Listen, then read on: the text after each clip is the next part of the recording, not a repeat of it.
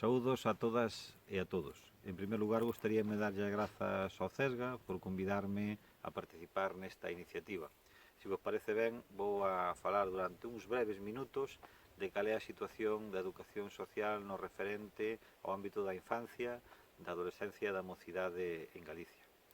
Creo que foi un paso de xigante o feito de que no último convenio colectivo que regula a actividade profesional no tercer sector no referente ao sistema de protección á infancia se establecese como requisito que para traballar no posto de educadora e educadora social fose necesario, fose preciso contar coa titulación, ben sexa grau, ben sexa diplomatura ou habilitación en educación social.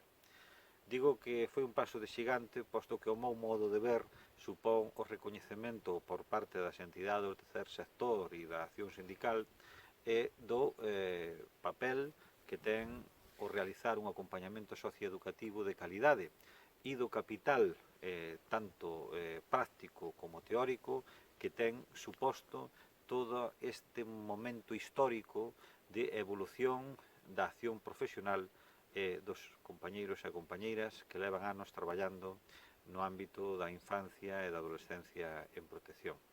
Sin lugar ás dúbidas, hai que decir que sin formación especializada nunca se vai a poder realizar un acompañamento socioeducativo de calidade. Hai que lembrarse, cando se creou a titulación de educación social, que había unhas figuras profesionais que entendían a importancia de formarse nesta especialidade, xa que había unha eiva de formación.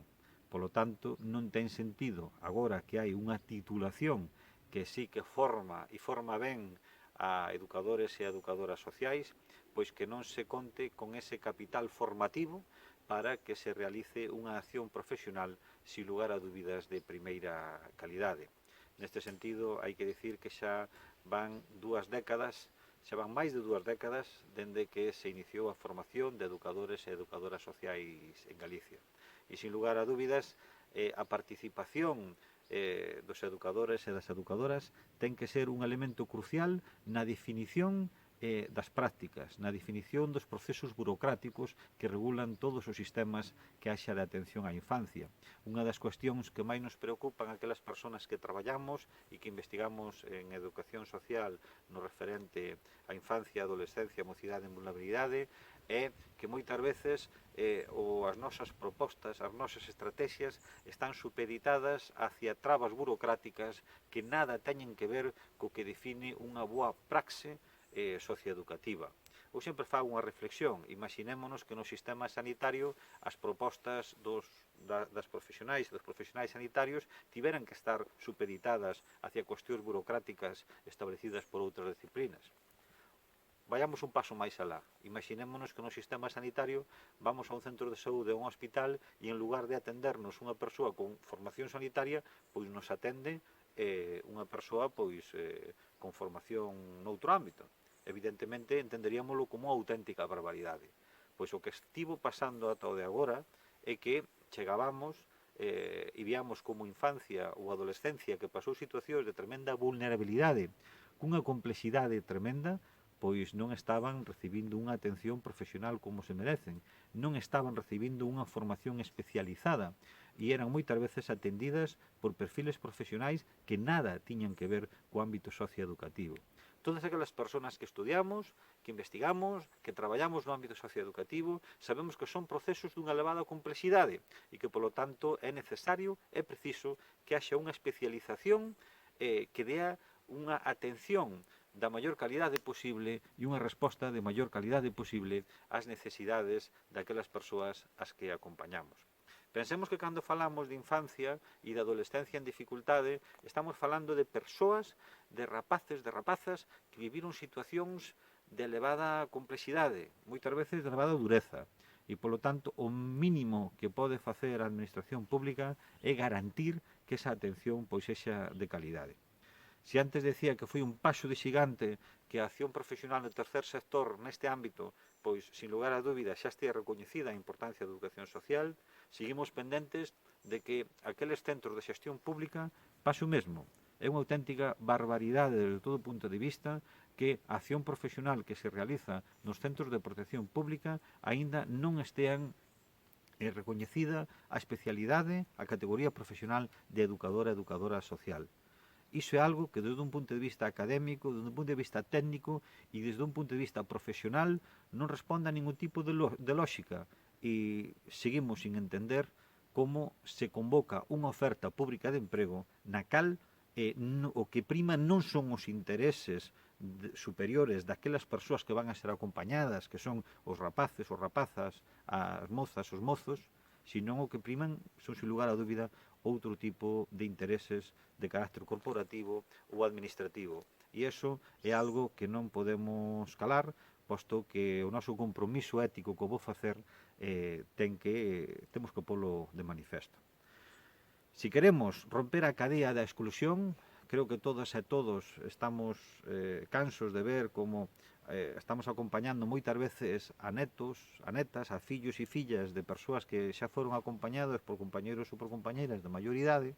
Si queremos romper esa cadea de exclusión, temos que dar pasos moito máis alá, fora do sistema. É dicir, estamos falando de accións integrais, accións que teñen que recoller moito máis que aquelas parcelas que se plantexaban ali polos anos 80 ou principios de 90 e que a día d'hoxe xa están máis que superados. Temos que falar de accións integrais, de accións ecosistémicas, e nese sentido recobra unha importancia fundamental o traballo de educación social na escola.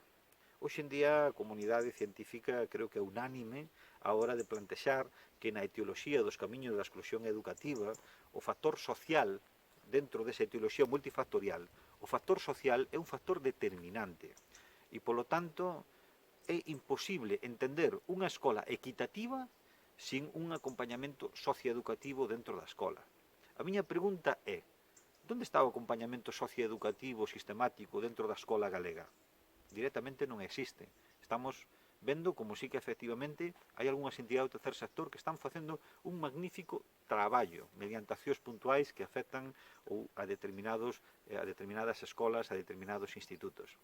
Pero onde está a acción sistemática? Acaso non todos os rapaces e rapazas do sistema educativo galego teñen dereito a recibir a mesma atención? Non teñen dereito a un trato que lles permita sair desa situación de exclusión?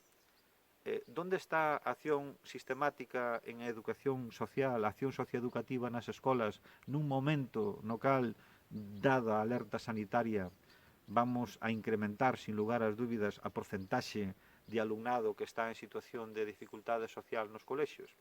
Quero recordar que estamos falando en datos do ano pasado, estamos falando de prácticamente un 30% do alumnado. Este ano é de supor que vai a ser moito máis.